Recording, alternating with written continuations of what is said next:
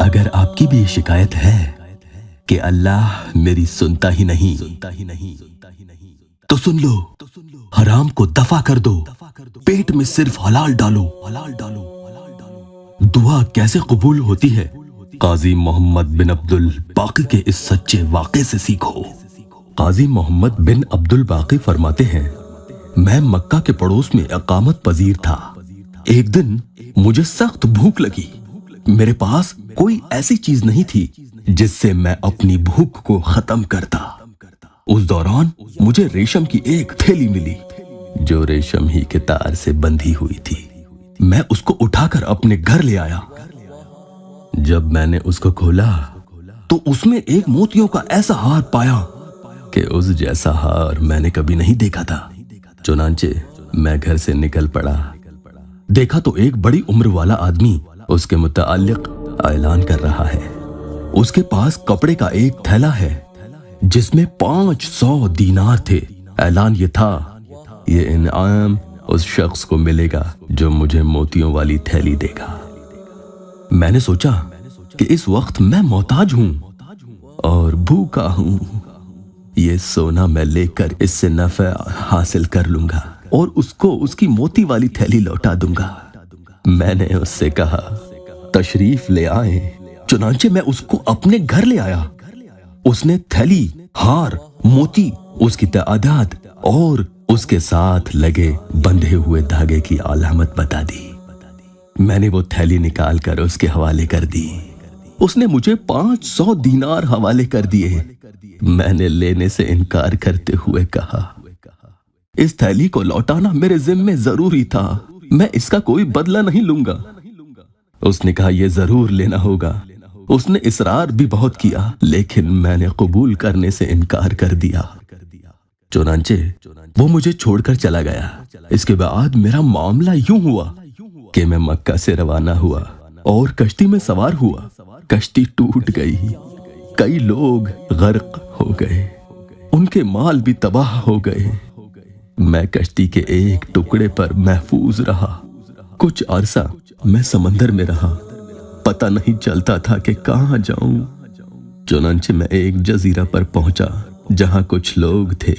میں ایک مسجد میں جا بیٹھا اور پڑھنے لگا۔ لوگوں نے میری قرآت سنی۔ جزیرہ کا ہر آدمی میرے پاس آ کر کہنے لگا، مجھے قرآن کریم سکھائیں۔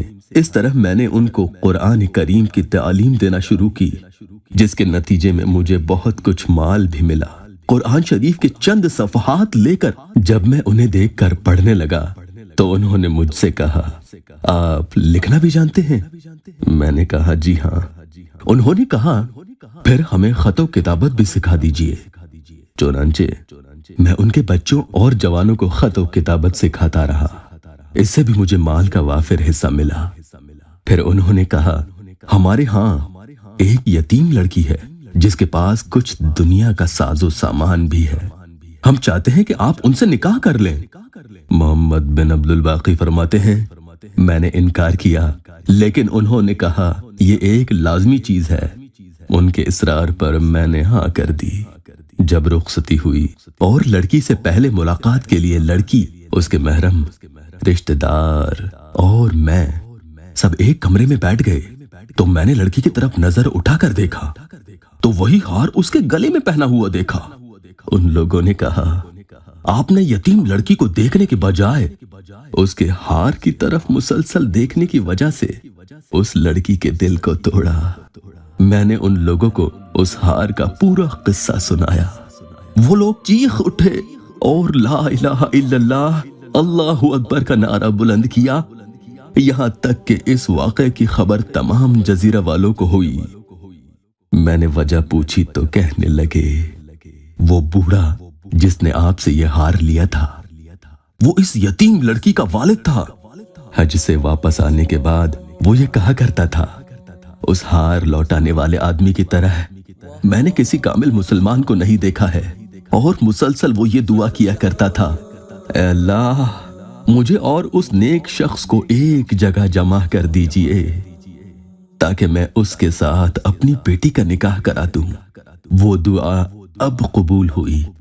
محمد بن عبد الباقی فرماتے ہیں کہ اس کے بعد کا قصہ کچھ یوں ہوا کہ میں کچھ عرصہ اس عورت کے ساتھ رہا. اس سے اللہ تعالیٰ نے مجھے 2 بیٹے بھی دیے. پھر اس عورت کا انتقال ہو گیا. وہی ہار مجھے اور میرے 2 بیٹوں کو وراثت میں ملا. پھر میرے ان دونوں بیٹوں کا بھی انتقال ہوا، جس کی وجہ سے پھر وہ پورا ہار صرف میرا ہی ہوا. میں نے اس کو 1,00,000 دینار میں بیچ دیا.